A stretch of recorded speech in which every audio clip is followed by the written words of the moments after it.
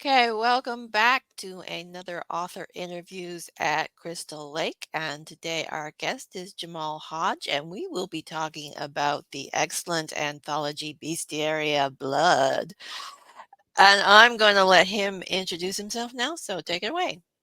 Hey guys, my name is Jamal Hodge. I'm the founder of Hodge Cinema, writer of Dark Between the Twilight back there. Also from Crystal Lake Publishing. I'm a poet, I'm a filmmaker, and I happened to get this crazy idea to put together an anthology, and my ignorance helped me get some of the biggest names in the industry right now to write something called Bestiary of Blood, which is kind of like The Silence of the Lambs meets Aesop's Fables meets the Twilight Zone. So yeah, great to be here. It's awesome. Okay, so tell us a little bit about the anthology. What's it about? I mean, what can we expect as a reader? Well, there's nothing to really expect except for greatness. Some of the most funniest, most terrifying, most traumatizing morality tales you've ever read in your life. It's really the writers are magnificent. We Bestiary of Blood has 37 contributors, 18 of which have won Bram Stoker Award winners. We have 2 Lifetime Achievement Award winners in there. Might be 3. I'm not sure. I should know that though. And then we have like 2 grandmasters of science fiction. So like it's a really a collection of all walks of life. We have all types of people in it. It was made basically to represent nature itself because I was like, what's the ultimate horror movie, right? If you really think about it. Because Mm. my brother, he's weird because he's my brother. And because I'm weird too. My whole family's kind of a little strange. But like he always likes to eat his dinner while watching nature videos. And he was like, "Oh, it makes the food taste better." I'm like, "What?" So then I started doing it myself, and it does make the food taste better. when they're hunting and then they grab it and they're eating and you're eating. And then I was thinking one day because I was washing the grease of my hands, and I was thinking like, "Damn, it seems like the whole world is it's just a giant stomach. It's just everything eats everything else, but the mass of the world doesn't change, which means everything gets recycled and is given new forms." And it started making me think like, well, what is nature? And nature is kind of like the ultimate horror movie. It's beautiful, it's all these things, but a lot of horror things that we write about, we see in movies, animals are living these experiences every day. There's like an Mm. apocalypse in the insect world, like every day. There's World War III, right? So I was like, what if we write something about that? And I started doing a book on my own at first. First it was like a book of poetry. Then it was like me doing stories with that. But then I was like, I can't do this on my own. Nature is diverse. Nature's all about diversity. So I started reaching out to people like Linda Addison, Lee Murray, Cindy O'Quinn, March Simon, Ace Antonio Hall, Kareem Hayes, um, Jeff, all these different people, Alessandro Manzetti, that I looked up, and I was just like, wouldn't it be great for you guys to write about something that's really meaningful from you from the perspective of an animal, using metaphor, like to get things away. There hasn't been any real kind of like Brothers Grimm kind of fables type stories in the modern age in a long time that's been popular. So I wanted to kind of change that and have the best, darkest minds write the most meaningful stories. That's why Bestiary of Blood is. Mm. So did fables and allegory kind of interest you? Was this something that you're interested in before the anthology, or did you sort of go into it afterwards when the idea occurred to you? I always loved allegory. I always love parables because fables and parables kind of similar, Yeah. So I always love that because I felt like there's a clear message, but to me, it's like the written version of symbols, right? Like you see like a symbol and it has 1,000 meanings in one image, and that's what I loved about allegory, about parable, fables. It's like there's a core meaning there, but it's also dozens of other meanings in that one story. That you every time you read it, you get something else from it. So I was always a big fan of Aesop. I didn't know that Aesop was black though. Until recently, that bugged me out, and that really got me motivated to do the collection. I was like, "Oh, shoot. The Aesop's a brother." I was like, "I should have known from his name. It sounded like a brother, like Aesop." You know what I'm saying? So I was like, that cracked me up. But like, yeah, I didn't know that until like thing, and that really inspired me as well. Obviously, I'm forgetting his name right now. I'm so feel so embarrassed about that because I love him. Rod Sterling is one of the people I strive to be like what he did with his work and with the Mm. Twilight Zone and how he created meaning and metaphor, um, and for to affect social change.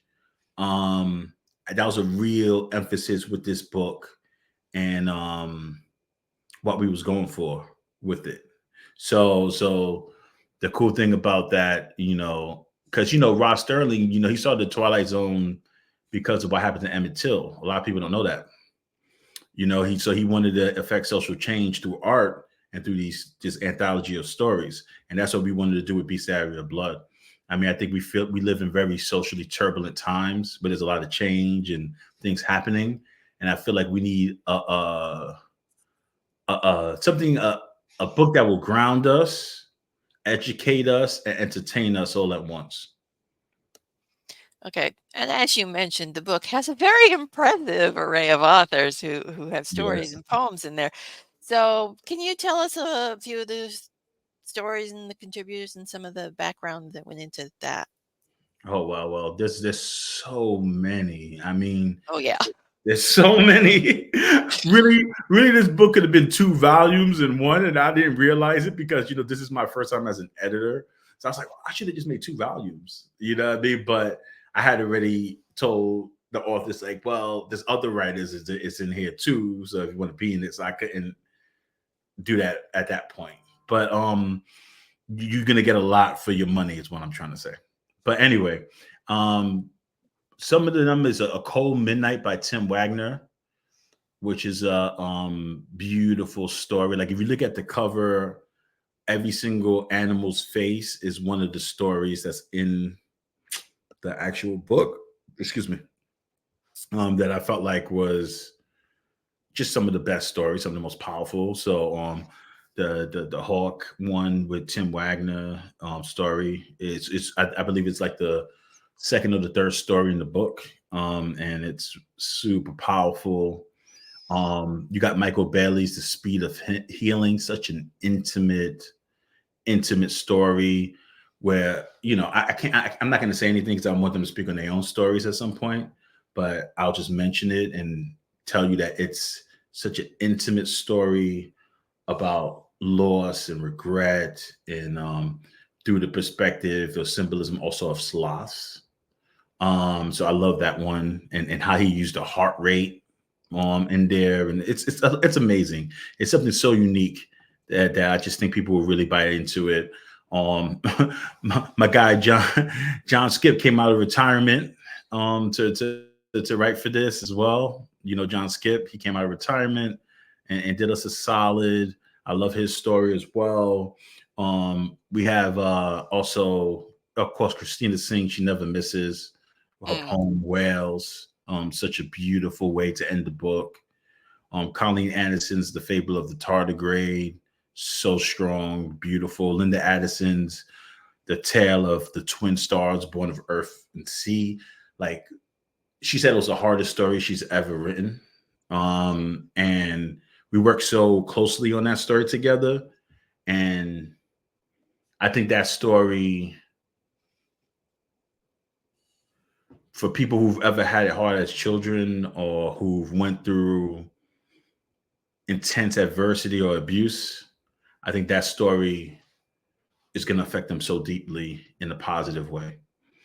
And then there's also Lisa Morton's story about it's so fun about ants and social media and how we've become like ants in the sense.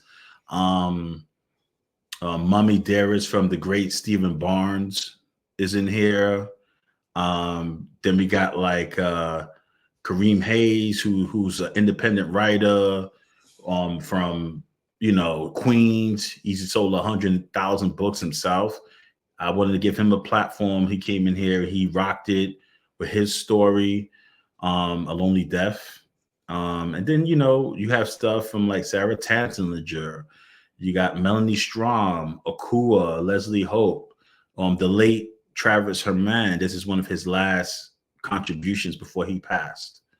There's just a slew. Lee Murray, of course, the great Lee Murray and her story. I can't spoil it, but that story was actually one of the early stories that we got where I felt like this concept is gonna work. It's weird, but I feel like it's gonna work because I was reading it and I was online to get like this Jamaican food and I forgot that I was online and everybody started screaming at me like, "Yo, what are you doing, man?" I was doing this. I was like, "Oh."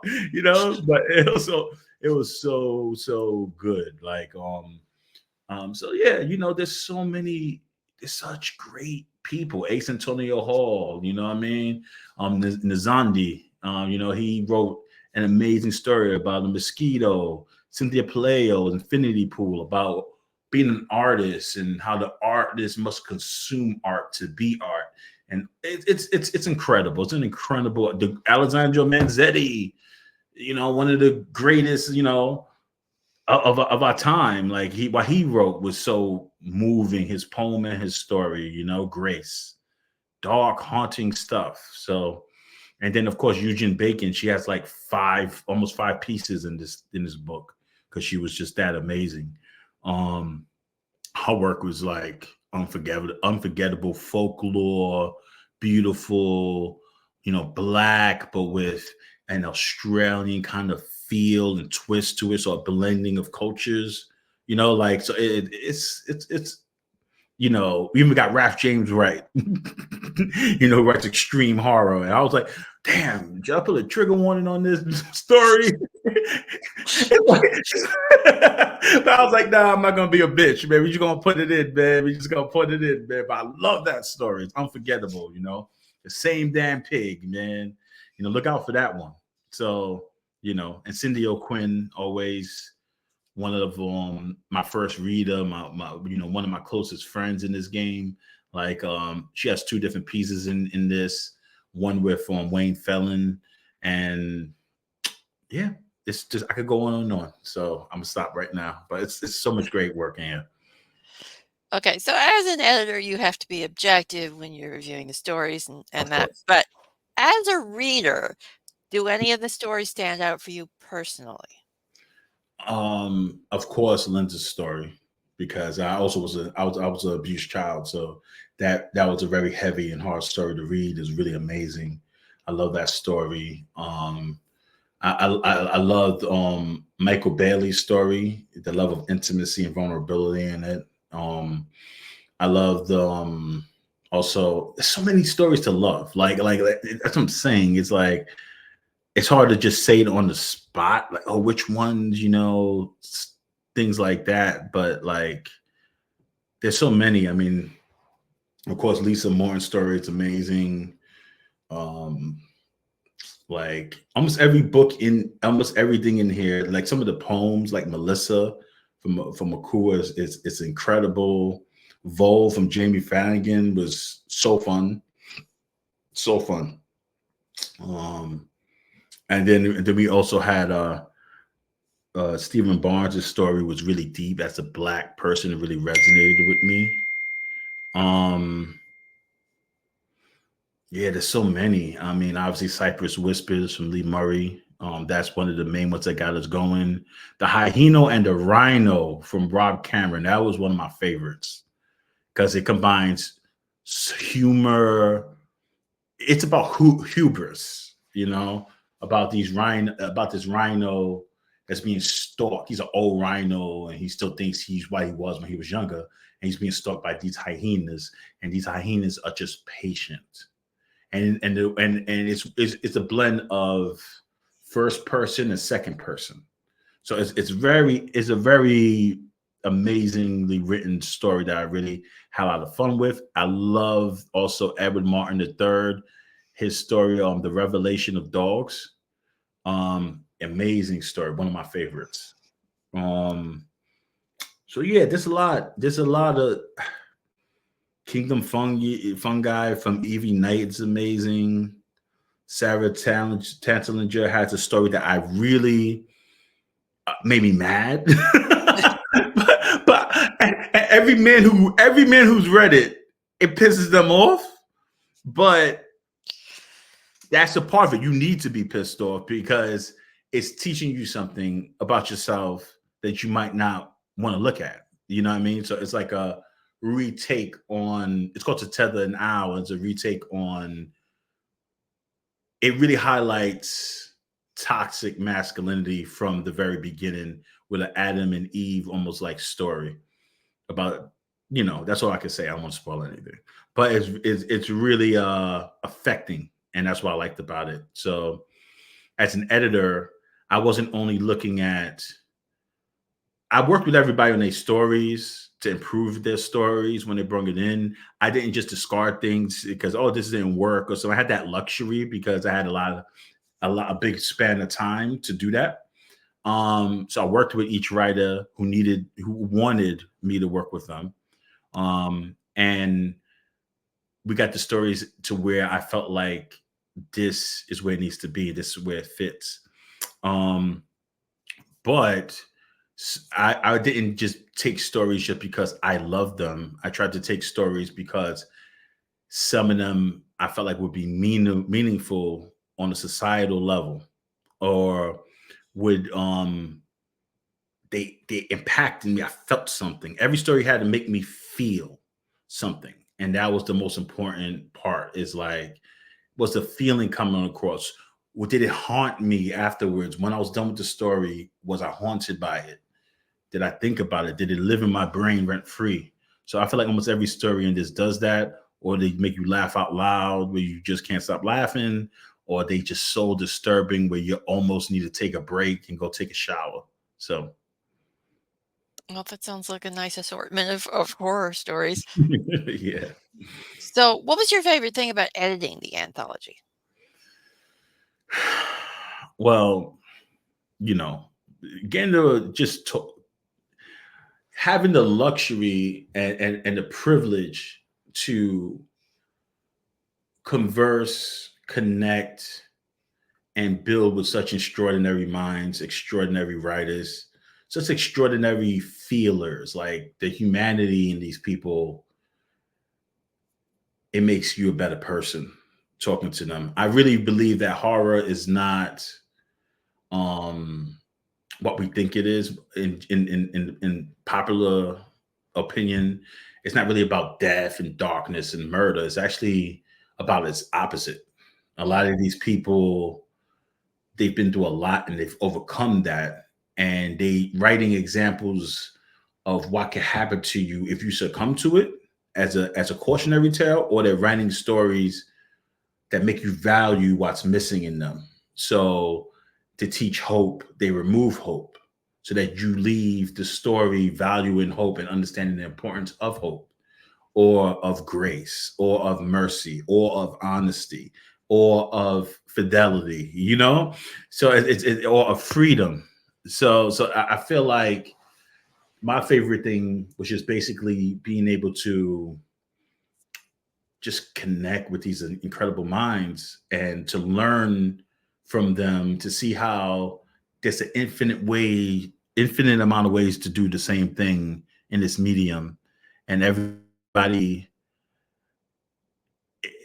they do it in their own way. That they have a signature, a spiritual signature on every word and every pattern that they write, and it was just a beautiful thing to experience. I feel like I connected with so many amazing writers through this process. Okay, so what was the hardest thing about editing the anthology, and did you run into any unexpected issues? Dealing with all these damn writers was the hardest part. 36 of these bastards. No, no, no. Oh, no, no, no, no, no, no. Actually, I felt like the hardest thing was sequencing everything in a way that made sense because I come from the film world, right? So Mm, I'm like act structure, three act structures, all these different things. I wanted to the reader to feel like they had a complete journey by the end of it. So it was a story told from multiple angles, from multiple spaces and time. So if you look at the book, it actually is sequenced almost like it starts with nature's song, so you get in the overall thing of nature, and then a death for love, and then out of death we go through hubris and humility, protectors and truth seekers. That's the end of the first section. Then we go to twilight, and that's like in between, and then we go to night, sex and obsessions. Then we get into society. So now we're out of the field. Now we're in society, social construct, and then after the end, because the whole thing is almost like it's about animals, but the main story is the humans in the background throughout it and our effect from the beginning all the way up to where we are now and then beyond. So like after the end is all stories about post-apocalypse or like in different ways we might end, but how the animals will still continue. And what does that mean? Even at the end of the book, it takes place on a moon, one of Saturn's moons. You know what I'm saying? Where a particular animal and the humans trying to come there now for a second chance. So there's a whole narrative in there, hidden in there, and structuring that narrative was the hardest part of this. Um, most of the writers was really gracious with me. Even being a new editor, I kind of like did certain things out of sequence that I should have done in a more thing sequence. But luckily, you know, I had people that I could reach out to, like Linda Addison. I had this one conversation with Lee Murray that put a lot of stuff in perspective for me. And then I always had like the great anthologist himself, Michael Bailey, who's one of my good friends that I will always reach out to every now and then to get like just an opinion of things from. So, you know, I can't stand here and be like, yo, I'm just a genius and I did all of this myself. You know, I had a lot of help and a lot of experienced people, you know, really were gracious with and patient with me as well. okay, so this anthology also has some illustrations in it as well. So, did you have any input with that, or Of course. so tell us about I'm, how the I'm obviously the reason there's illustrations in this because I'm visual. You know, I'm a yeah. filmmaker. So, you know, so yeah. You know, I just felt like, you know, um, all those fables that we grew up with, they always had those stop caps or you know the Yeah. yeah, you know stuff, and then they had the image, you know, the little image in there at the top or something like that. So I wanted to give that feel. I think it was critical to give that feel as you're reading it because it enhances the stories. But we didn't want to. I didn't want the images to come in the beginning. I wanted the images to be an exclamation point for the revelation at the end of each story.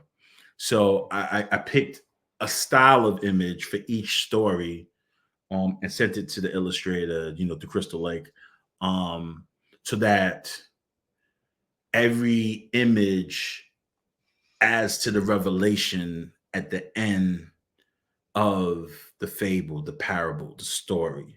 So, you know, the poems don't have images, but they have like a blood border around them, Bestiary of Blood, you know, a little bit on the nose, but fun.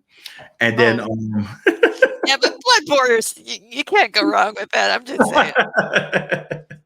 yeah, because when you holding this book in your hand and you see that cover and that face, by the way, the creature Mm. on the cover is the creature from Stephen Barnes's story.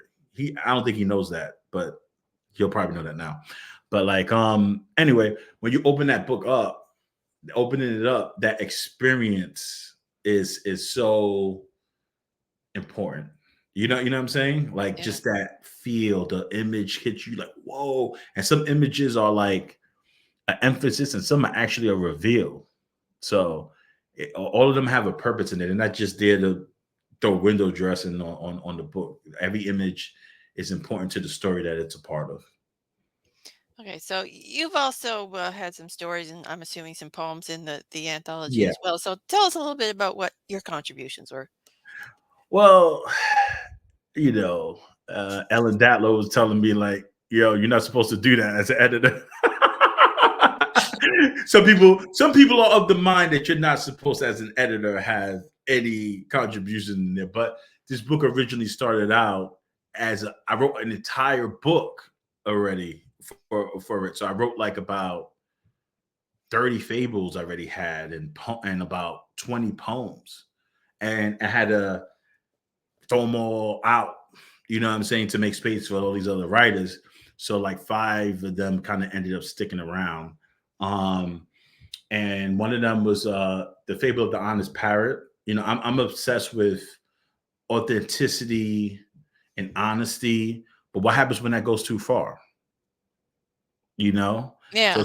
it's about this parrot who the farmer tells him to tell him whatever he sees or hears to tell it back to him, and he does. He starts snitching on everybody, you know, at the farm. He snitches on the pigs. He snitches on the cows, you know. He's just snitching on everything that's going on. But then he finds out that the farmer is cheating on his wife. And he's like, oh, I'm going to go tell your wife, basically. When the farmer says, hey, don't tell her that stuff. He's like, no, you told me to always tell the truth. So I'm going to tell the truth. And that's when everything starts going haywire.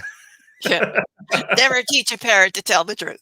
Yeah, basically. So it's fun. It's cute. Then there's another one about it's based off a story that I heard in metaphor, but I wrote my own version of it. But it's called the tale of it's the fable of the lion, and it's about a lion who's mighty and stuff like that.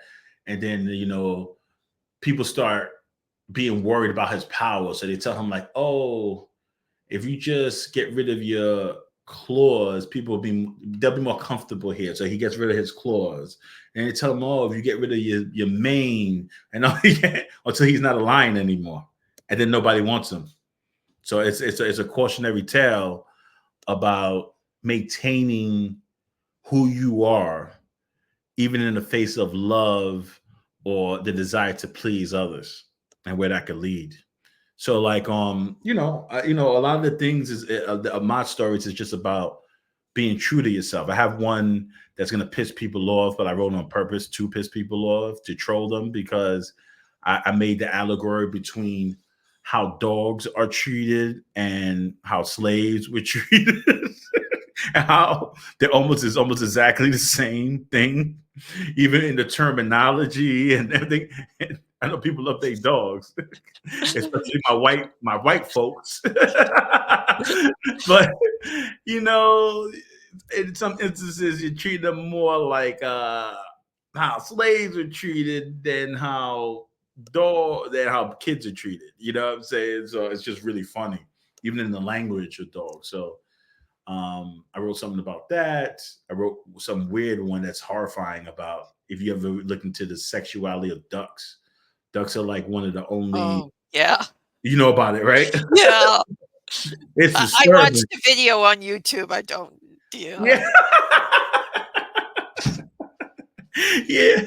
If you don't know, guys who's watching this, go look up ducks. All I'm gonna say they're one of the only male birds that still has a penis, and it's long and corkscrew and it's twice their length, and it's really bad. That's all I'm gonna say. So yeah. Okay, so what do you like best about editing? What does it bring to your creative process? Well, I like to grow things. I like to cultivate. I'm a cultivator by nature. I get more joy out of that than just doing things for myself, which is unfortunate. I wish it wasn't the case, but it is. So, like, one of the things is that I get to help people. I get to be a guide to greatness for others, which for me, I love that. I love that concept of that. I also, what I like about it is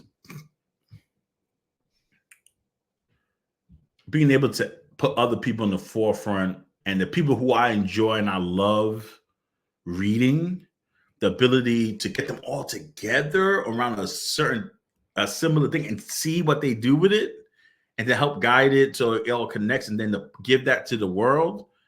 It's a magical experience. It's like addictive. It's really hard. I think actually editing is harder. Like Michael Bailey was always telling me this. He's like, it's really hard to edit. I'm like, what you do? I'm like, you just getting a bunch of stories and put them together. At first, I thought that's what it was. But he's like, no, that's compiling. He Mm, said that's not being an editor. And he's like, you're gonna see if you're really serious about editing, how to do it.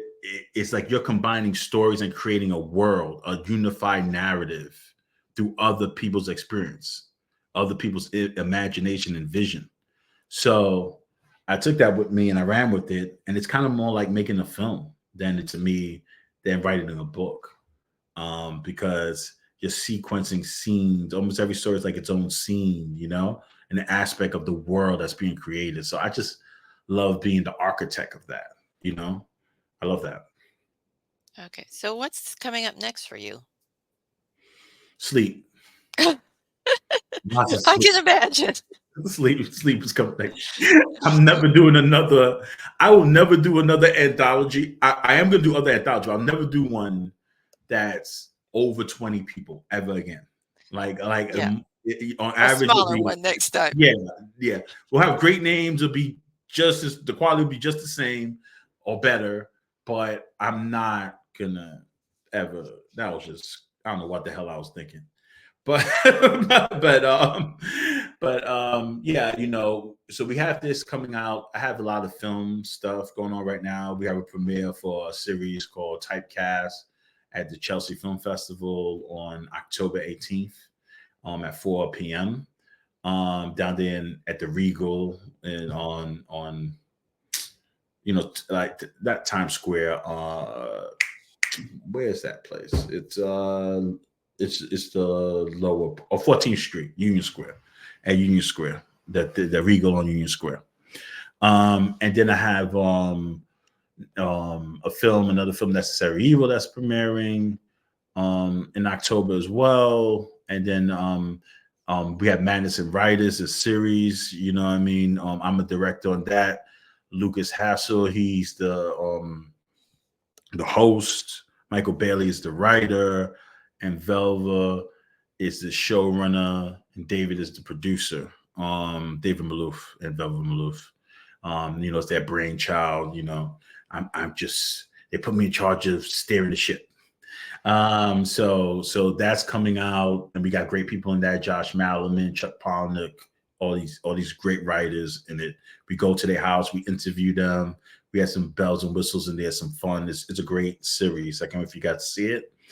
And then I have like other books. So I have the big one. I have a book with Linda Addison, that we co-wrote, a poetry collection called Everything Endless. And so far, the reviews have been amazing. Every time I read it, we always read it, we're like, yo, I can't believe I wrote this. This doesn't seem like, it's a great book. People say it's very healing.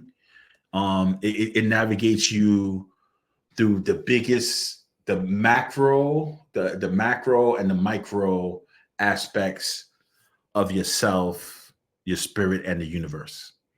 So that's what that book is. It's a love letter to Stardust. And yeah, I have some other things outside of that, but they haven't found a publisher yet. So I'm not going to mention them until they do. But those are like a few of the projects I have coming up. Okay. Well, it sounds like we have a lot to look forward to. I think we'll wrap the interview up here. And I'd like to thank you for being a guest. It's always a pleasure to interview you. Thank you. Yeah, it's always good to be here with you. You're always you give us a space to really shine, and I really appreciate you. Okay. That's it for this episode. So bye for now, everyone.